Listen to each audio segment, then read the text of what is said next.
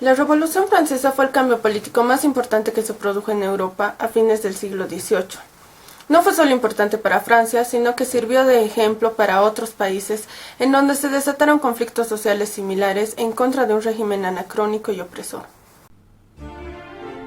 En el último lustro del siglo XVIII, producto de la Ilustración, la decadencia de la monarquía y el desarrollo económico, la situación en Francia empezaba a conflictuarse. El antiguo régimen estaba enfrascado en guerras imperiales y gastos superfluos de la corte. El Estado imperial estaba en bancarrota y la revolución industrial estaba por empezar. La revolución significó el triunfo de un pueblo pobre, oprimido y cansado de las injusticias, sobre los privilegios de la nobleza feudal y del Estado absolutista. Durante el reinado de Luis XIV, que fue de los años 1643 a 1715, Francia se hallaba bajo el dominio de una monarquía absolutista. El poder del rey y de la nobleza era la base de este régimen. Pero en realidad el Estado se encontraba en una situación económica bastante precaria. Luis XVI, rey de Francia, buscando evitar la crisis, convocó primero a una asamblea de notables en 1788, buscando el apoyo de los nobles. Esta asamblea se opuso al cobro de nuevos impuestos y argumentó que solo los estados nacionales podían cobrarlos. Luis XVI se sintió traicionado y convocó a otra institución denominada los Estados Generales, que estaban integrados por los nobles, la Iglesia y el pueblo. Los nobles y la Iglesia estaban representados por el mayor número de diputados, mientras que el pueblo tenía muy pocos, por lo que reclamaron mayor presencia en dichos estados, a lo cual se accedió, pero fue insuficiente, ya que la votación no era por número sino por posición, es decir, que valía más el voto de los nobles y la Iglesia que el voto del pueblo, que quedaba en desventaja de 2-1. Algunos nobles abogaron por el pueblo y hacia 1789 pidieron que se pudiera votar por diputados y no por estamento. El rey y la Iglesia se negaron y decidieron expulsar al tercer estado y a los nobles que los apoyaban. Los expulsados se consideraban los verdaderos representantes del pueblo de Francia y redactaron una constitución formando una nueva asamblea que se denominó Asamblea Constituyente. El rey ordenó su disolución, pero se encontró con el desacato, pues el pueblo estaba cansado del mandato de la monarquía, y el 14 de julio de 1789 se levantó en armas y atacó la Bastilla, que era una prisión en la que cumplían pena todos los opositores al gobierno absolutista. Las causas expuestas anteriormente produjeron que el 14 de julio de 1789 se desencadenara la quema de la Bastilla, que era una prisión política. Durante esos meses, la revolución se extendió a todos los rincones de Francia y las regiones empezaban a conformar sus propios gobiernos.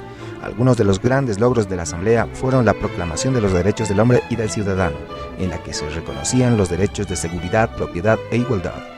Un año después, Francia proclama la nueva Constitución de 1791, en la que se constituía una monarquía constitucional con 3 poderes: el ejecutivo en manos del rey, el legislativo, que estaba compuesto por una asamblea, y el judicial, compuesto por jueces electos.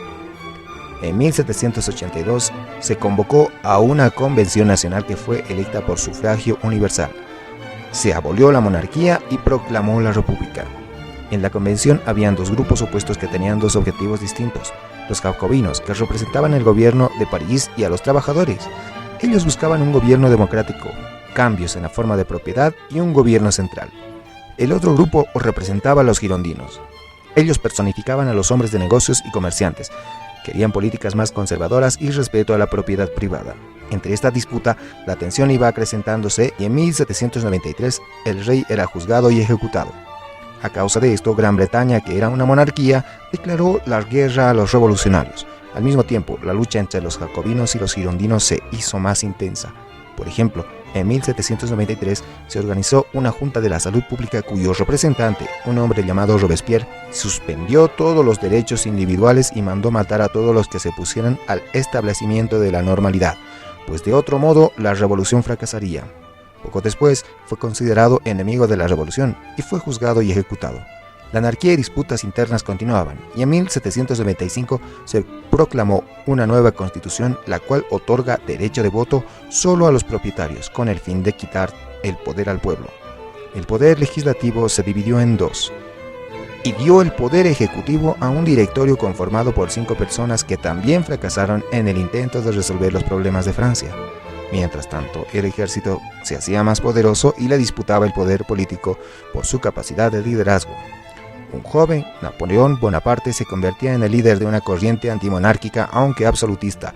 En 1799, Bonaparte derroca al Directorio y en 1804 es nombrado emperador.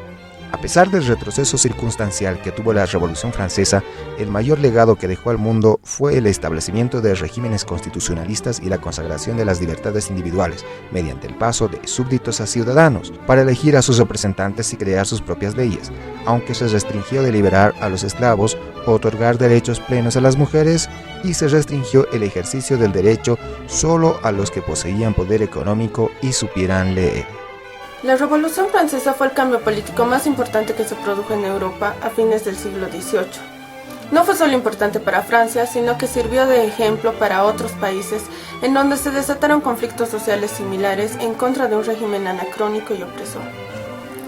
El mayor aporte de la Revolución Francesa a la modernidad es que marca sin duda el inicio de la edad contemporánea.